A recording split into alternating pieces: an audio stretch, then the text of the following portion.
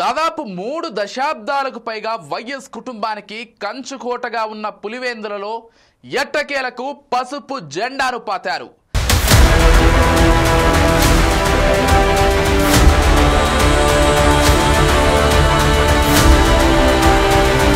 జగన్ సొంత ఇలాకాలో పాగా వేయడం అంటే మామూలు విషయం కాదు. దీని వెనుక చాలా మంత్రాంగమే నడిచింది.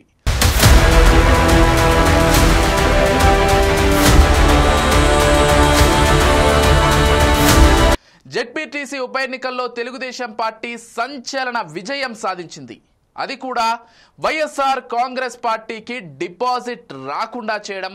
అయితే విక్టరీని మాత్రం తెలుగు తమ్ముళ్ళు నేతలు బాగా ఎంజాయ్ చేస్తున్నారు. జగన్ను సొంత నియోజకవర్గంలో ఓడించాలనే లక్ష్యాన్ని సాధించినందుకు వాళ్ళ ఆనందానికి అవధులు కూడా లేవు.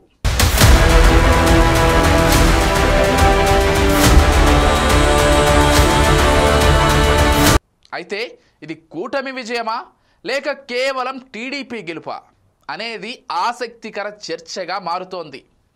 పులివెందుల ఫలితంపై జనసేన అధినేత పవన్ ఎందుకు మౌనంగా ఉన్నారనే విషయంపై ఢిల్లీ అధిష్టానం ఆరా తీస్తున్నట్లు తెలుస్తోంది.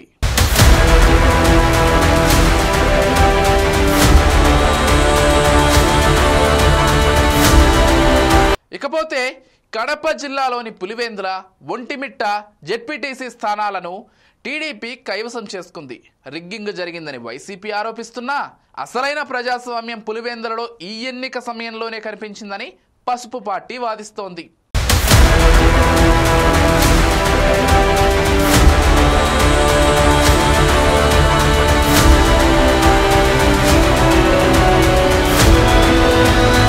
ఈ ఎన్నికల్లో టీడీపీకి 6,735 ఓట్లు వచ్చాయి.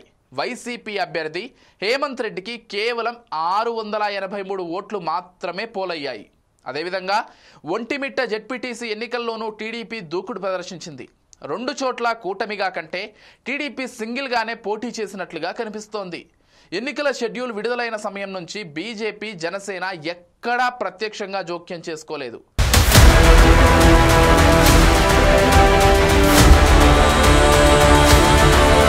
కడప జిల్లాకు చెందిన బీజేపీ ఎమ్మెల్యే ఆదినారాయణ రెడ్డి మాత్రం పులివెందుల ఎన్నికల్లో కీలకంగా వ్యవహరించారు. ఆయన మినహా పార్టీ అగ్రనాయకులు ఎక్కడా స్పందించలేదు. అదేవిధంగా జనసేన నేతలు ఈ ఎన్నికల కోసం యాక్టివ్గా కనిపించలేదనే వాదన ఉంది.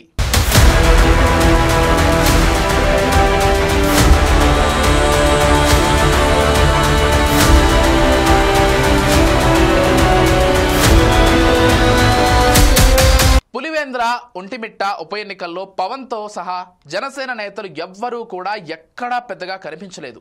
వాళ్ళ జోక్యం చేసుకున్నట్లు కూడా అనిపించలేదు. ఇక్కడ టీడీపీకి సంబంధించిన ఎన్నికగానే జనసేన భావించినట్లు ఉంది. అటు పులివెందుల్లో పోలింగ్కు సంబంధించిన ఘటనపై ఢిల్లీ బీజేపీ అధిష్టానం ఆరా తీసినట్లు సమాచారం.